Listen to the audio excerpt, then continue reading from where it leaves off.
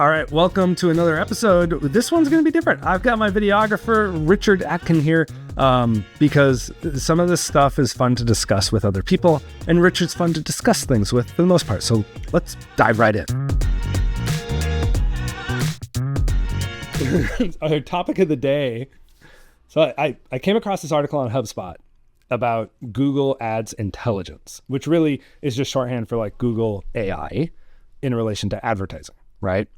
And sort of like, and I think AI is going to hit advertising in a very interesting way and dynamic.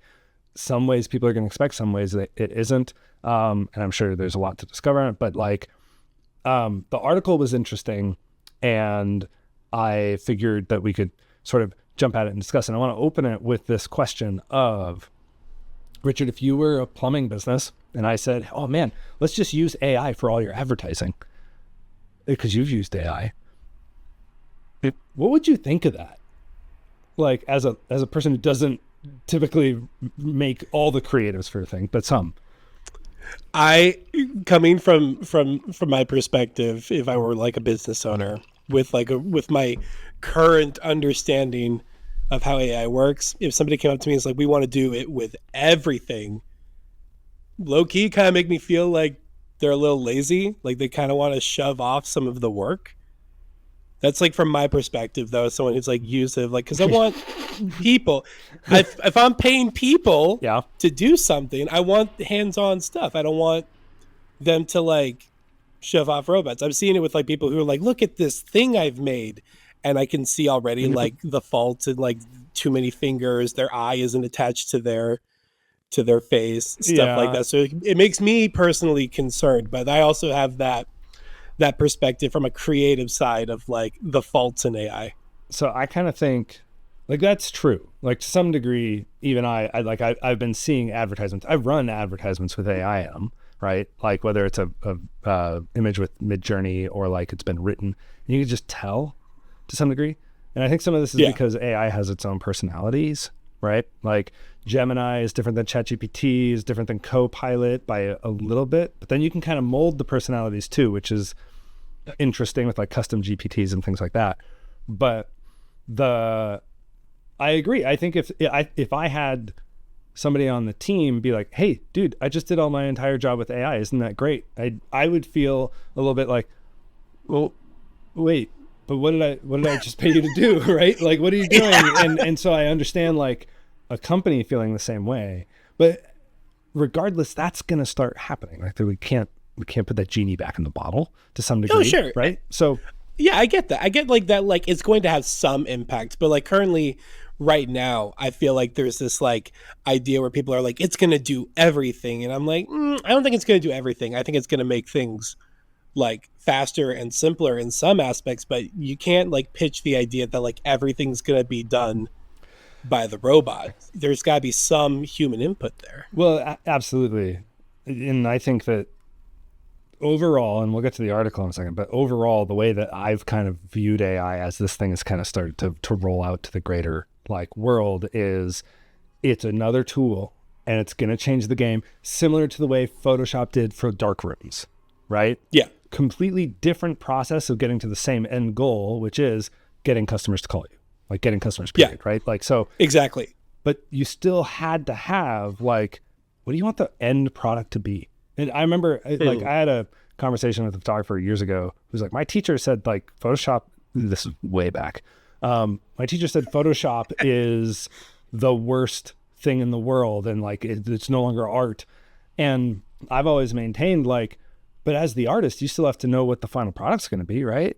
And that's like, and so you're responsible for output. And that's what I've told you and everybody else on the crew is like, you can use it. I'm fine. Like you using it, but you're responsible for the accuracy, the validity, and the quality of what actually comes out of it. Oh, I lost you, Richard. I can't hear you. Oops, I accidentally hit the mute button. We'll leave that in. We'll leave it in. That sounds yeah, fine. We should. Yeah, no, we should. I'm a professional. But like I agree with you in that regard. Like that's the thing. I think like I may have come a little strong out of the gate with what I was like lazy.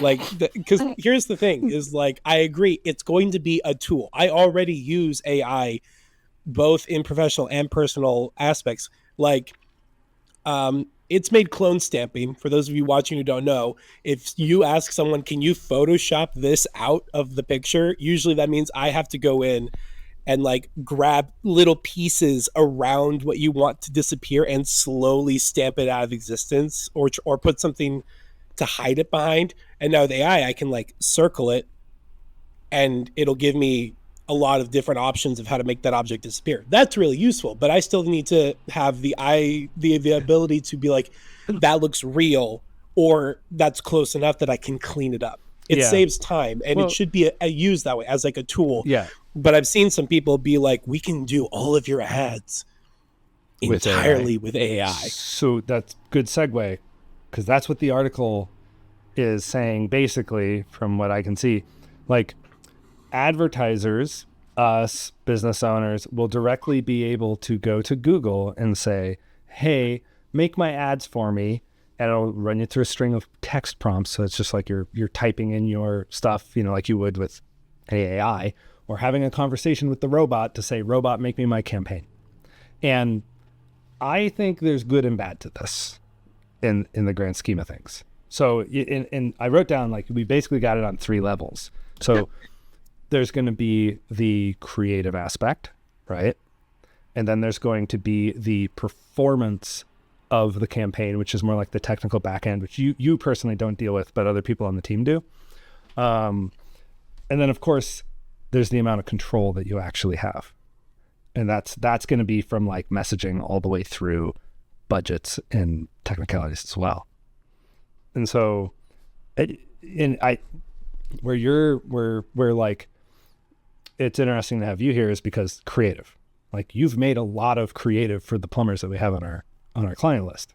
And if it's like, where does the job go to some degree? Like, not to scare you, that's what I'm trying to do, but like where's the, like you said, you have to have an eye on this stuff. And so it becomes like, well, if you're going through and you're telling Google, like, instead of Adobe Premiere, are you suddenly going to be working within Google Gemini?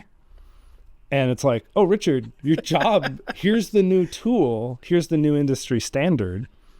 Like, that's going to be an interesting shift. And I think there's some like instant pitfalls to it, which is, you are absolutely going to have people jump into the platform and think like them instead of thinking like their customer. We've seen that all the time, right?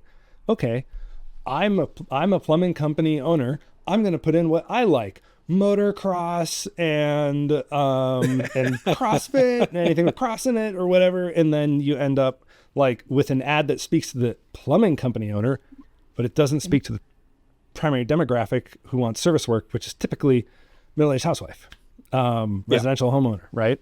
So and this is not really new. This is an evolution of something Google has already been doing. Like, Google released a campaign type about a year and a half ago called, maybe more, Performance Max. And the idea was, you just tell it a couple things, you give it some images, you write it some headlines, and it goes and does its thing. But where it's weird is, like, as a creative in the space, where do you think it's going to fail the most? Really, it's going to fail in the small details. That's my assumption. The thing that makes the thing that makes like having a person rather than a robot's input extremely valuable, in my opinion, is that, one, you get that personal touch. It's hard to make, currently anyways, it's hard to make an AI understand what you're trying to do. It doesn't fully understand what you're asking of it. It just is going to keep cycling through pre-written responses that it's downloaded until it comes up with something in its database that matches what you're looking for. Whereas with a person, you can have a conversation and talk about the small details to get things figured out. Like and even then, like, the other pitfall is, you could go the extreme opposite end. It looks too perfect, which is a thing. Something can look way too polished, and then it just becomes surreal. It's the small imperfections that we as humans add on when we do things like art and writing and stuff. Small things with our own personal touches that at this point in time, because I can't Oh, speak to, 10, yeah. 15, 20 years in the future, 5 years in the future, next year. I can't attest to that. But currently, as it stands, robots can't pick that up. So They can that just regurgitate. That's what they are. They're regurgitation machines. agreed, and that's what I wrote down as a follow up question. Is like, is that misunderstanding of our intent, of who we are, of the imperfections, of like what we would want out of a thing, is that temporary? And I would say, I would say no. I don't think that you can get a robot to pick that up. Again, I'm not an artificial intelligence programmer, but I also, so this is my own personal biases. I'll admit that entirely upfront, but I don't think so. I so one thing that I'm interested in is like Google is going to take this and it honestly it's going to exist so that way more people advertise on Google's platform first and foremost, right? They're going, how do we get more people willing to jump into this without dealing with the complexities of our platform, which is incredibly complex. And that's one of the biggest hurdles to Google's platform. So they're trying to make easier versions of it. And and to some degree, I like this because it makes even our job easier, right? Oh, cool. The technical hurdles or the back end hurdles are, it's going to be less about like, did you click the box correctly? And it's going to be more about like, does the creative meet the audience with where they're at? And that I think is awesome. Like that's the, Yeah. so that's where I don't think it will fail us. I think that it's going to open up some doors to, oh, now we get to test more creatives faster and of better quality, of more varying quality and style than ever before. But what I'm curious about is like, because there's so many models and I feel like we got to wait for the dust to settle on all this AI stuff some, but like, imagine if we said this client likes to advertise this way, they like to communicate this way, this is who they are as a company. We want their tone, we want their keywords, we want everything to follow this path, and this is their true objective. And then the machine goes like, oh, cool, yeah, we got it. Let's build you a campaign. And like, if we could feed it logos, if we could feed it colors and textures, like boom, it could kind of like it can get somewhat there, I think. But what's going to be interesting, and I've always felt this about creative and the things out there, because there are templates, there are other people you can hire, there's like contractors to come in and do a special job and all this stuff, right? And so I think as guys who work in marketing, a lot of our job is going to be understanding the quality and the curation of quality into a final end piece for the client.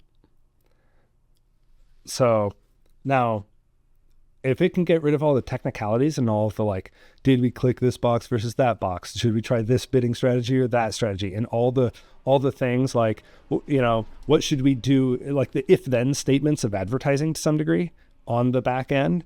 If it can get rid of that, that's going to be awesome, because then our jobs as creatives becomes truly creative again.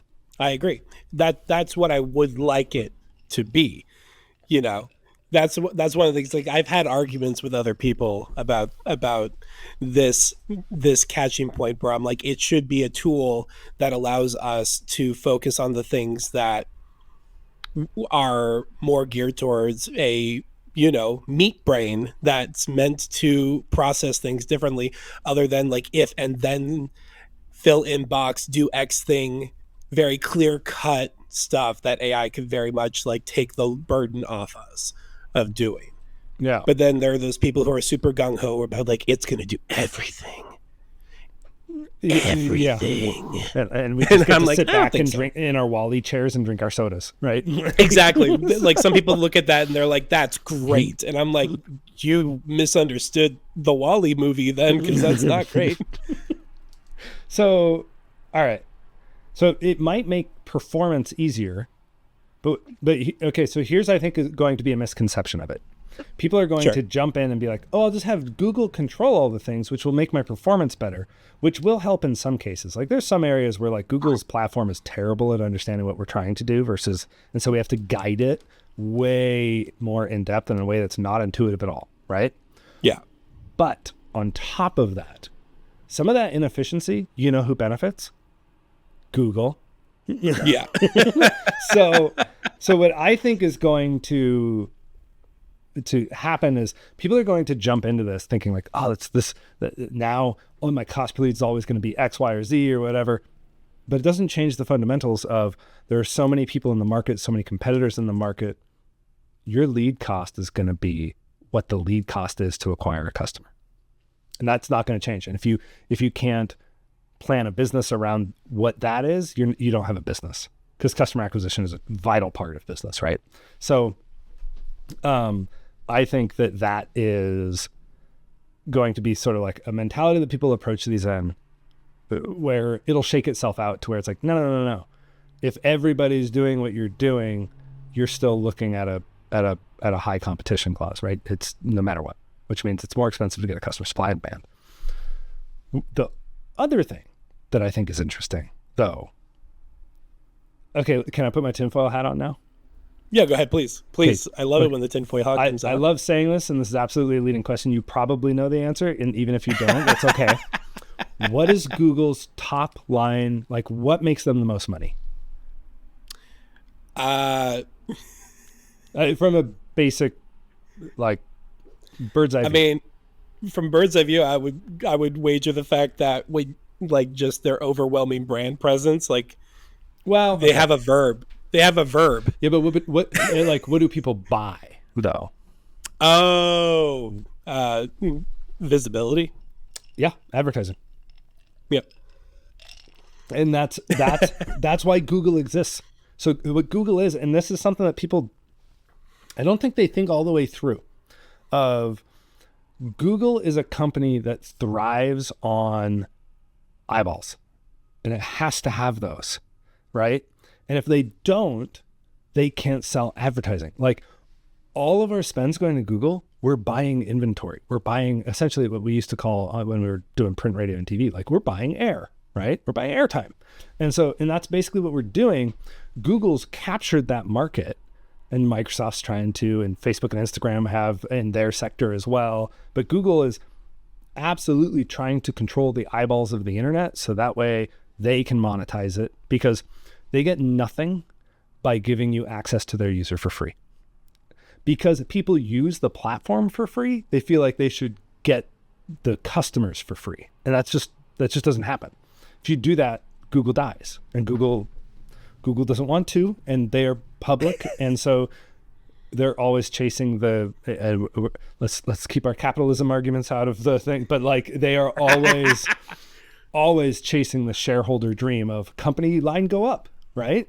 And with currently at this time, Google is not suicidal. Yeah, so it's like they're protecting their bottom line no matter what they do. So all of this is going to be in service of the bottom line, whether that's retaining their user or it's selling the access to their user.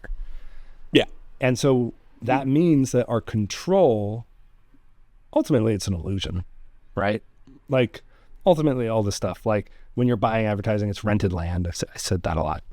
But I think that Google I think that's why they're doing it. What they're going to end up doing is making it easier for people to jump on, but they're also going to control it. We've already seen them say, oh, we need to make our metrics, so let's bump up the price. And they can't. Like it's their platform. They can do what they want. Aside from all the antitrust stuff, but that's a whole nother topic. So when it comes to AI, I feel like we've got two sides of looking at it. You've got the oh snap, it's going to take away X number of, like, it's going to take away these functions of society that we've relied on for so long.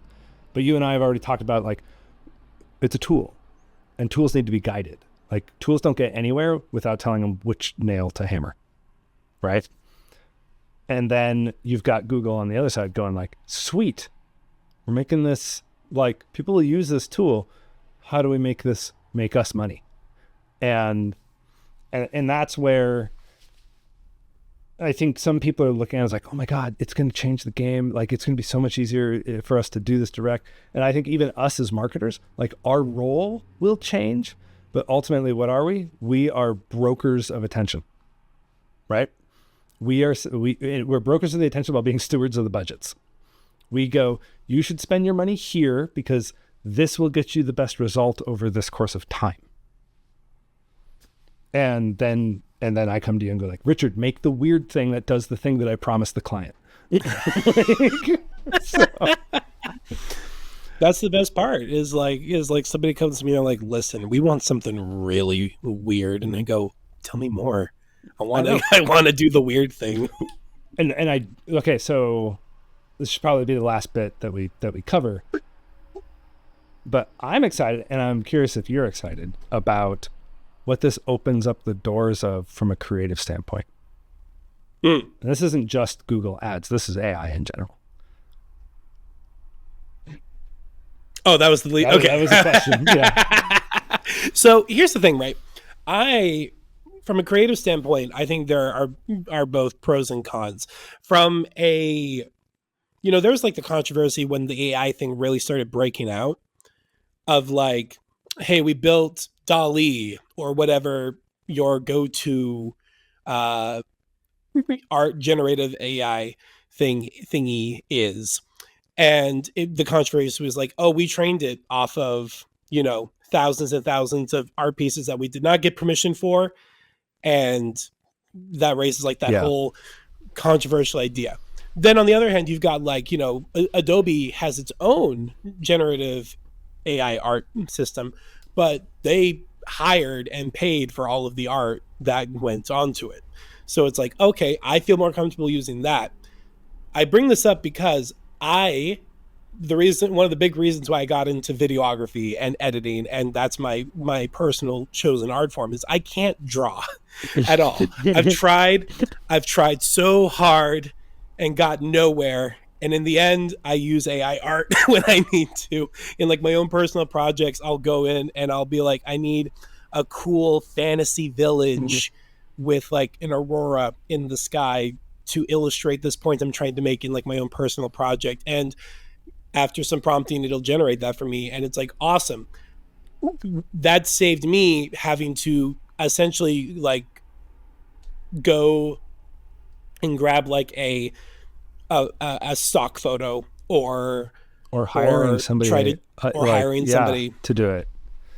And it's really cool to be able to do that. And so from my perspective, creatively, like it's going to unlock this ability for people who are like, I want to do X, Y, and Z, but I can't because I'm not good at one of those components. And it could give them the freedom to pursue that. And maybe eventually they'll do that. Cynically, though, there's also a part of my brain that's like, going back to the people looking to make money off it, we already saw it with like the writers' strike from the most recent strike from the Writers Guild of America. One of the big reasons about that strike was, from a creative standpoint, trying to keep AI out of the writer's room, because what they were doing was, quick background for those who don't know, when you write a movie, there's two types of payments you get. There's writing an entire original script, and that pays a set amount, and writing an adaptive screenplay based off of someone else's writing, like a book or a poem or something, that pays less. And what some studios were trying to do was having like ChatGPT write a movie script that's completely unusable because it can't write a movie. It's too much now. And then handing it off to writer, and they're going to like make this usable. We're going to pay you the adaptive screenplay amount for which is incredibly shady. Yeah, and I didn't gross. know. I didn't know that was being done. I didn't know about the two different pay rates for adapting versus original that's work. the thing. That's one of the things. It's like because as somebody with aspiring writing goals in my future, I keep my hand on the pulse in that regard. But that's one of the things. Is like could there be people who like it's like the two different types of sci-fi. It's like the Star Trek universe where AI and advancements in technology have allowed for humans to be free of constraints and allowed to pursue passions. They're farmers because they want to be farmers. They're plumbers because they want to be plumbers, not because it pays, because that's what they're really passionate about. They're artists because they want to be artists. And then you've got like dystopian, like RoboCop, uh, uh, future where it's like everyone's out of a job now because the robots took They over won. and The robots won. and it won. You know what I mean? So I'm both excited and concerned creatively because the tools right now, from a creative standpoint, have allowed me to pursue some things creatively that I hadn't been able to before just because of my own personal limitations. I just worry that some people will see that and go, well, why should I hire you to do anything? Or why should I care about your project when the robot did the same thing? Yeah. I I think there's going to be, the thing is, I think AI as a creative force, because marketing and creative, it's the only place where like business and creativity meet, right? It's to like where creativity, or I'm sorry, business meets art heavily in the marketing segments, right? And so what I think though is going to happen is within the marketing, you're going to see the lowest common denominator of what is acceptable. I think that bar is going to raise, and then it'll mean that we're going to have to exceed the bar by making good versions of what everybody who doesn't understand AI is doing, right? Or not understand AI. Like it's more of you no matter what, we both, even in our different roles within the agency and what we do, we have to be experts in human behavior and human condition, right? And so no matter what tool you end up painting your picture with, it doesn't matter the brush, whether it's a robot controlled one or not, you're still responsible for making something that works. And I think where like Google using AI is going to be, I think that you're going to get a lot of lowest common denominator creatives coming out of people pumping their platform full of it. And then that's going to mean people like you and I jump into things and go like, if that's what everybody else is doing, how do we break the pattern so that way you're noticeable and create, oh, sorry, my phone's going off of all things. How do we break the pattern and how do we like elevate our clients to being better than what everybody else is already doing? So I think that's the path, but it like future wise, yeah. I think it'll change jobs and you'll see labor shifts. But yeah, I mean, I've had this discussion with my girlfriend who knows a lot about programming. She works with computers. It's her whole thing. And she's like, look, and like people said the same thing when, they built, manufacturing tools that helped like take the load off of workers and they moved to other jobs. And it's like how much, and that's really it. It's like I can't predict the future. I just have my own personal concerns of like, where does the like you said, where's the cutoff point where it's like, yeah. Okay, that's where it stops, and then we as people have to go above that to the next stage of where we fit in. So imagine, like for me, like I go, all right, yeah, we have to elevate. Oh man, I had a really good thought and I lost it somewhere in there. But so I think we got the early days where everything's going to be a bit tumultuous. Things will come out. It'll be faster than we can swing, all of these things. And then we reach a new, like a new standard. And then it'll be like, okay, cool.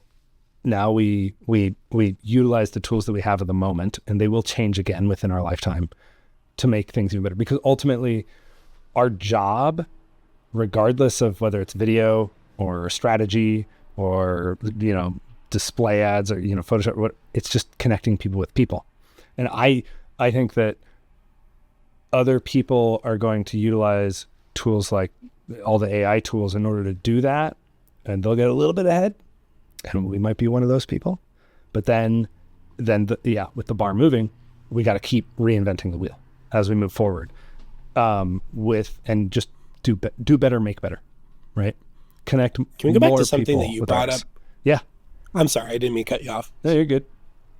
Can we go back to something that you brought up earlier? Because I feel like we focused a lot on like the creative side, which is something that I do have a lot of thoughts on, but something I did want to talk about was like outside that scope. I don't know if this is where you intended to go with it next. It's free flow, man. Just go with it. Well, I wanted to ask about like from I'm over here on Videographer Island. I'm pretty disconnected from the backdoor stuff. But you mentioned briefly earlier the idea of like using it to like using AI to like help find an audience that would be more receptive to the type of marketing that a client is looking to push. Can you talk a little bit about that? Yeah. So currently, you have to go into these platforms and define who you want to reach. And the platform does its best at interpreting the user signals that they've been tracking for ages now with your intent. And there's always been a heavy disconnect between those two things. And lately, both Facebook and Google have been, over the past couple of years, implementing these new campaign types where you just say, this is my creative, and it analyzes the creative, which is why I think the creative is where we're going to spend a lot of our focus. It analyzes the creative to find the best audience. And this is going to hit every level of connecting with people, I think. Like if we were to run an ad that didn't mention, homeowner, plumbers, residential, it's possible that Google wouldn't serve it to our target demographic, right? That's one concern, right? Because you don't always want to say those things. I don't want it to be keyword stuffing like you saw on the internet like 7, 8, 10 years ago. You still kind of see it now, especially like especially on like TikTok nowadays or YouTube, where you like look at the tags and it's like every little thing under the sun, because they're just trying to get. I'll see like someone on TikTok doing like they ripped a South Park clip off, and it's like hashtag South Park, hashtag DIY, hashtag do it. And it's just trying to game it for views, right? But exactly. Like, what we have to do, and that's a huge disconnect that people have when they first start marketing. They're like, oh, this is what people do to get views on the internet. And like, no, that's not helpful to you. Like, that's just views. Views aren't customers, right? So you have to make something that's topical. And that's why even for our social, like I start with like, hey, plumbers, right? Because you could call that keyword stuffing in the script, but really what I'm trying to do is get the right person's attention. I don't care necessarily how many followers I have. I care if they're the right kind of follower. And so that's a bit of like, you hit the nail on the head with like, just keyword stuff everything and get all these things. So, but I think that, I think what'll end up happening is the targeting also won't be per campaign based, or I think you'll have two levels. Like you've got campaign based targeting where you're like, this campaign is going to like these particular people, like new homeowners versus old homeowners, right? And then you'll have account level stuff where you're like, don't define it at this level. This account is built to reach these people. You'll give it general guidelines, and then what it'll do is it'll serve you to the right person. And then where I think, I don't know if you can hear that. Those are, Van Horn industrial Jake brakes. But I think what'll end up happening is if you still push the wrong message to the wrong people at the wrong time, you're gonna fall on deaf ears. And it doesn't matter if Google is the one who made that message or if you are. And Google, and this is what I don't think AI is gonna do. So I don't think that it will define strategy at every level. You're always going to need, this is my business, this is who I am, this is who I serve, this is what I said yesterday, so what do I say today? And then it becomes like, okay, no, then we need to do this, right? And figure out new ways to hook people. Like, I think humans will always be on the hook for talking to other humans. I don't think that we will reach a point where all we're doing is talking to robots, and because we're not trying to convince robots, we're trying to convince humans to actually pick our clients. So I know that's a big, weird roundabout answer, but no, it makes perfect sense. I mean, I don't know. Maybe we'll want to talk to robots if we can get to the point where everyone sounds like Robin Williams from the hit movie Robots. That's true, right? I'm sorry, or like you what is said, it, Centennial Man or whatever. yeah, Or, Bicentennial Man. Yeah, You mentioned this is where my brain went, right? Is like you're like, people will be on the hook for talking to robots. We're not gonna, nobody wants to talk to it, and I just started thinking about what kind of robot would I want to talk to, and the first thought was just like it's a just robot Robin that Williams. talks like Robin Yeah, Williams. that'd be good, like the genie on Aladdin. Yeah, exactly. Like talking wisecracks, lots of exactly. improv. Be like, I could talk to that. I could talk to that robot for hours. When AI can do improv, that's when I will change my thinking 100%. Yeah, so, exactly. But that's also okay. I feel like I need to clarify. Like, people are okay talking to robots for certain things. Like one area that people are looking at utilizing AI for, and it's already happening, is CSRs. So the people who answer the phone. And what they're doing is they're trying to qualify it from an AI standpoint before they hand it off to a person, or they're trying to book it all the way to the schedule utilizing AI. And these platforms are already out there, which means that the people who were CSRs are going to, you're going to end up with a labor pool that changes, where the CSRs are going to have to be like admins of the robots, should the robots screw up. I mean, I'm interested in that specifically because, like, personally, currently, as it works right now, whenever I call a business and I get the robot voice, I immediately get angry. Like, not angry, I get annoyed, really annoyed. You won't be able to tell especially if soon. That's the hard. That's the crazy part, is you won't be able to tell that it's a robot. Well, it's if it asks me to go through a menu instead of just being like, hello, how can we help? You know what I mean? A perfect example is, like, I called the pharmacy, right? And I realized, if I say this specific phrase, it skips the whole menu and takes me straight to a person. So, like, last time I called my pharmacy, it's like, hello, if you are calling about a prescription, please, and I just go customer service, and I just keep screaming customer service until it takes me to a human person. Just put me there. Well, but I think we'll get to a point where that ends up getting good. Like I really do. Google's got these booking engines that they've already been working on, and it will make an appointment. It will ask for separate times. It will cross-reference with your calendar. It will do all those things. But and so to some degree, I think we will have robots talking to robots. Like, there's a level of that. I know I'm dovetailing back on what I said earlier. No, you're good. But as humans, like, we always want choice, and we always want some semblance of control over what our world is. And so I think, and this comes back to what I talked about with the staff today, which is, hey, we have to make our plumbers the chosen plumbers, right? And so how we do that is going to take a variety of different things. But ultimately, we don't want the customer going to Google and looking for a plumber. We want them to go to Google and look for our customer, our client, right? And that's what I think will never quite leave, right? How do I make it so that you're number one? And some people are going to go like, I want the plumber with the best reviews.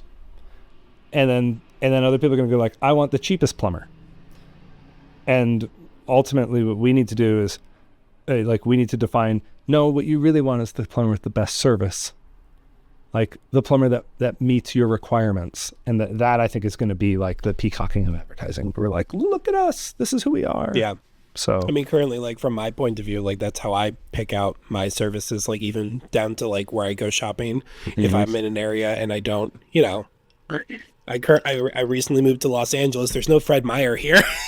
There's no Fred Meyer here. So I've been, like, going to, like, different brands of grocery stores purely based off of, like, okay, how many stars does it have / to the ratio of how many reviews there are. 4,000 reviews, 4.5 stars. I'll give it a look-see. Well, that's like how currently how I pick out my services. You're in the phase of discovery. And that's where things like keywords and even things like Google stuff here, like, we can say, oh, hey, this guy's looking for a grocery store. Why don't we send him ads for our grocery store? and that's what Google search is. But what I would like to see is that not only being search, but also display and video based. Like so many like plumbers I talk to are like, I just need Google search to work. And it's like, Google search isn't what it used to be. And you've got to diversify your marketing strategy, or you're always going to be like, you're going to be at the whim of whatever Google wants and how Google feels like they need to prioritize you, which is not at all. Right. Anyway, so we should probably wrap there, but this was fun. Is there anything like, no, we covered everything I wanted to cover. And so, realistically, if anybody is interested in more about this stuff, just follow my channel, because you're going to get more. The other thing is, if you have any problems with my videos, absolutely talk to Richard, because he's the one who puts them together. So I have no control of the content. They're all written by my AI called Richard. No, that's not true. I do write it. But and then tune in next week, where Richard will actually be played by ChatGPT. But if you want to find out more about what I do, you can go to tylerwilliams.net, and you can go to my agency, which is mammothforplumbers.com, or themammotheagency.com. Got multiple URLs because of stuff. But we'll continue these conversations of where advertising is going in relation to plumbers. So if you want to keep your finger on the pulse, by all means, stay tuned. And thanks for listening.